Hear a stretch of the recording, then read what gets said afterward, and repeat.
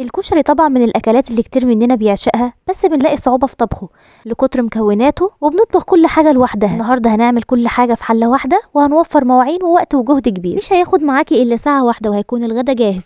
اول حاجه هنبدا بيها، هنولع على براد ميه سخنه على العين الصغيره ونبدا نجهز في الكشري. حطيت حله وفيها شويه زيت حلوين عشان نحمر البصله فيها، ولو عايزه البصله مقرمشه يبقى هتصفيه كويس من الزيت بعد ما تحمريه. وانا عمري ما حطيت دقيق ونشا وحاجات كده مع البصله وبيطلع مقرمش معايا. حمرت البصله وطلعتها في مصفى وسبتها على جنب، وخدت شويه زيت من اللي حمرت فيهم البصله في حله تانية عشان اسبك بيهم الطماطم، وسبت في الحله شويه زيت لطبخ الكشري. حمرت الشعريه وحطيت عليها عدس بجبه او العدس الاسمر بعد نقعه ساعتين او من بالليل للصبح عادي. ولو هتحطي حمص يبقى هتنقعيه مع العدس برضو اقل حاجه ساعتين، وهننزل بيهم على الشعريه ومش هنقلب. وحطيت الرز بعد ما غسلته واي نوع مكرونه عندك. بكرر تاني مش هنقلب خالص دلوقتي. وكانت الميه غلت، اخدت منها شويه ميه دوبت فيهم معلقه كبيره ملح وشويه كزبره ناشفه وكمون، وضفتها على حله الكشري، وكملت ميه من البراد عادي لحد ما الميه غطت المكرونه بس، يا دوب تغطيها بس.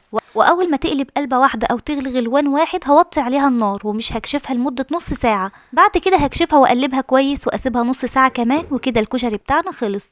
هعمل التسبيكه بتوم بس، واكيد كلنا بنعرف نسبك ازاي، وطبعا بهارات التسبيكه بتختلف من بيت للتاني على حسب بتحبيها ازاي. الكشري ما شاء الله تسويته مظبوطه ومش معجن خالص واخر حلاوه. دلوقتي هعمل الدقه، وانا بحط ليمون وخل وبخففه بشويه ميه عشان الخل بتاعي مزز قوي، وشويه كمون وملح وفصين توم مفرومين، والشطه طبعا على حسب الرغبه، وبغليهم مع بعض غلوان واحد، وكده قشطه قوي.